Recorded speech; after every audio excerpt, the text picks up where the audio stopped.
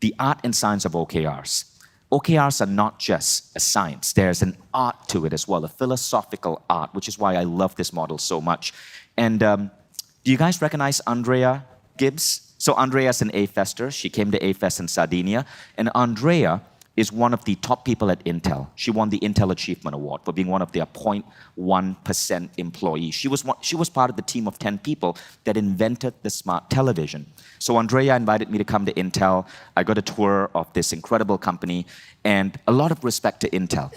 The book on OKRs came from Intel. See that guy with the fancy 60s mustache there? Andy Grove?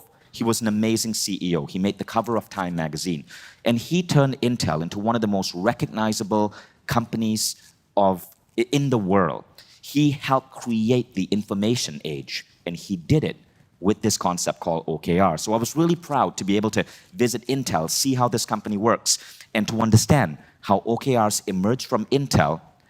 And then what happened is it seeped into Google because an ex-Intel leader by the name of John Dower had left Intel, started a VC company. He was one of the early investors in Google, and he introduced OKRs to Google.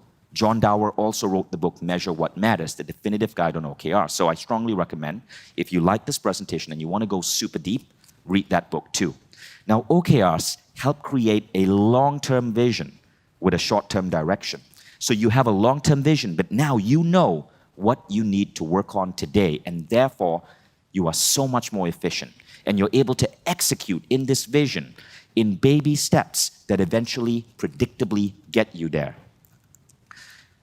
So here's a quick definition, okay? So long-term, typically we think of it as strategic goal setting. It's about knowing where you're going. Short-term is about everyday tasks and projects. It's about doing the right thing versus being busy. One of the biggest things I notice when I sometimes sit down with people in Mindvalley who complain that they are busy, and firstly, this is a common thing, is often it's because either the failure came from my part or from the manager who was reporting to me. There wasn't a clear vision of where we are going, and so people were doing random things that were not aligned.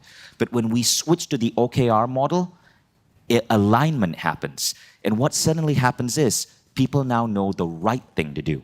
So it's about doing the right thing versus being busy. And OKRs trickle down to every single person in our company.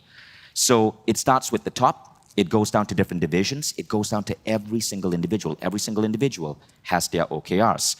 Now, OKRs were popularized in Google. Google used OKRs to basically become one of the greatest companies in the world. And OKRs, they're designed in such a way where they're aspirational, truly aspirational, but they let you know what you need to do directly today to get to that aspirational OKR. There's a story about Google in the book, in the Plex, that shares this concept. So basically, Google acquired YouTube. And the team at Google got together and they came up with a big goal for YouTube. It was almost like a 10-year goal. And that goal was, someday, we are going to stream 1 billion hours of programming on YouTube in a single 24-hour span. That is an OKR. So it's an objective, a primary objective. Now, did they achieve that in that first year? Nope. They failed in the second year, they failed in the third year, they failed in the fourth year, but in year 7, they actually hit 1 billion hours streamed. But you see, that goal, that vision, drove the team to focus like a laser on everything, every little scientific tweak that was needed on YouTube to make it the dominant TV platform in the world. They figured out how to scale up their service so they could deliver 1 billion hours. They figured out how to write the right algorithms so that people wouldn't watch a video and bail, they would stay on YouTube. They figured out how to translate YouTube to different languages, because to get to 1 billion hours, it's not just about the US, but about the entire world. That single objective trickled down to everybody in YouTube, and they became one of the most successful technological innovations in our world. And so Google really popularized this OKR concept. So it was invented by Andy Grove, popularized by Google, and it's different from management by objectives. Anybody here heard of MBOs, management by objectives? Okay, so it's very different from management by objectives. We might go into the differences later. But now let's go into how do we go from your bold vision to your execution.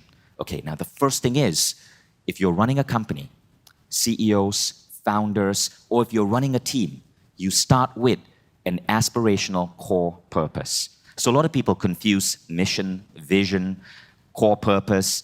Cameron Harrell says it very simply. He says, forget mission, forget vision. People toss around those words and people have different definitions. Focus on just one. Why do you do what you do?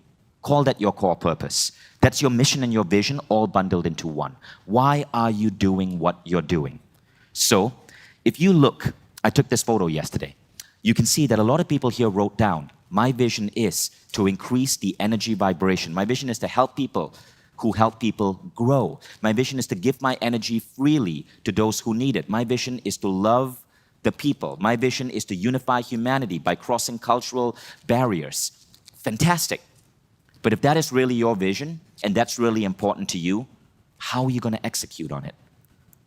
So, our vision used to be fluffy. Our vision at Mindvalley, our core purpose used to be to help spread enlightened ideas. Awesome. I could start a blog and start blogging, and great, I'm spreading enlightened ideas. Big frickin' deal. That was a mistake. I had that for about 10 years, and I wish a good mentor had sat me down and said, Vishen, you're going about this all wrong, and like shook me till I adopted OKRs. We'll probably be double the size we are right now. But this is our core purpose right now, to create the biggest rise in human consciousness our species has ever experienced by 2038 through the transformation of spirituality, politics, education, work, and parenting. Really specific. From that I know, I have 20 years, so whew, no pressure, that we literally are talking about creating the biggest rise in human transformation, right? Simply setting up a blog isn't going to do that. The biggest rise.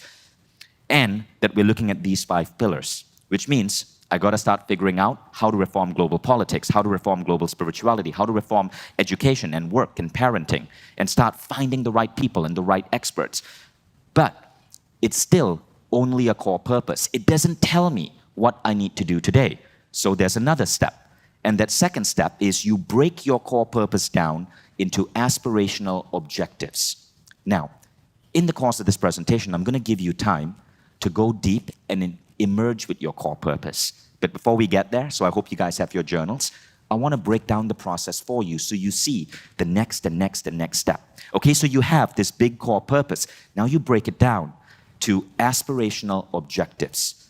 Now, aspirational means to inspire people, to get people excited about their work. Here is how we break down our core purpose, which is this, into an aspirational objective. So I'm actually openly sharing Mindvalley's business plan with you. Feel free to take what you want, feel free to emulate it. Because look, if we want to create the biggest rise in global consciousness, we need allies. You see anything here you like and you want to solve this for us, go ahead, make it part of your company's mission. Because we win together, okay? So we break it down into 5 primary objectives. And the objectives are this. Number 1, scale to 1 billion users. Thus far, there have been less than 10 companies in the world that have gotten 1 billion users. Facebook, Instagram, WhatsApp, all owned by Zuckerberg, are 3 of those companies. YouTube is another one. We want to scale to 1 billion users. Number 2, we want to create a platform to accelerate human transformation. Number 3, we want to make organizations, which we define as schools and companies, into an oasis of wellness. Because today, work extracts from us. Work makes us sicker. We want to change that. We want to create a global tribe of change makers. By the way, that has to do with you. And 5th, we want to turn Mindvalley into a love mark. A love mark is a particular type of brand that has such a resonance with its customers that people are tattooing it on their skin.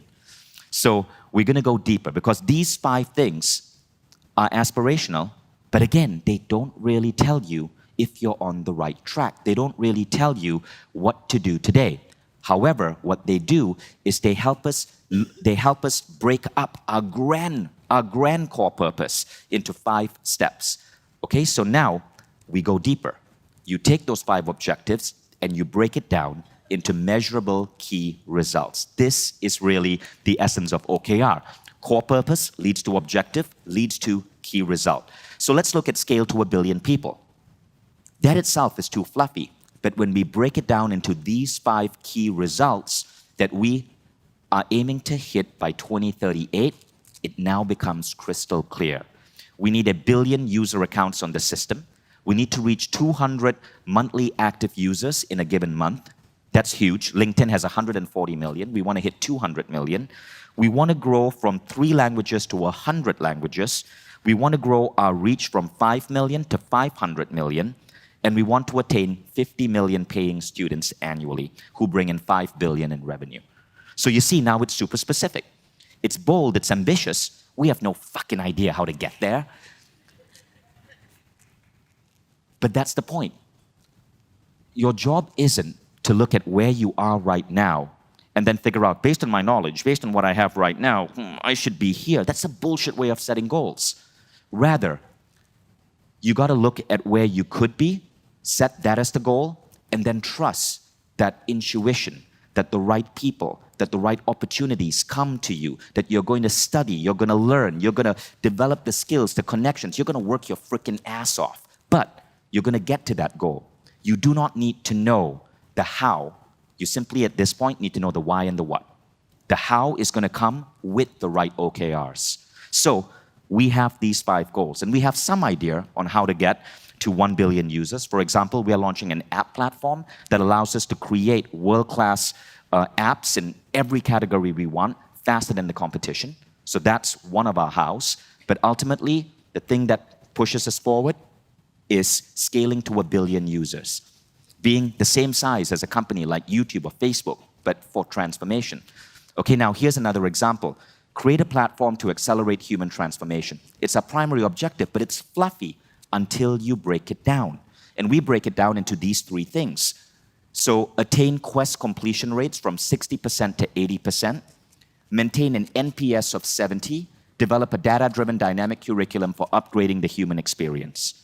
Now, we break it down, and we define this to our engineers. So as long as our engineers, so it may be unclear to you, but as long as our engineers know what we mean by data-driven dynamic curriculum to upgrade the human experience, we can move in the right path. So you're going to go through the same process. You're going to start with a core purpose. You're going to break it down into 5 objectives, primary objectives. You're going to further break it down into key results. Now let's look at number 3. Make organizations an oasis of wellness. It sounds fluffy until you add the 2 key results. We want Mindvalley to be embedded in 100 national schooling systems. And number 2, we want to be in every Fortune 500 company in the world. Okay? Now, what you do is, as you break it down, you align this across all your teams. So you have your company-wide OKRs, and that is what your leadership team, what your founding team is obsessed with. But you break it down into individual teams. So Mindvalley's OKRs give a direction to everybody in our core team.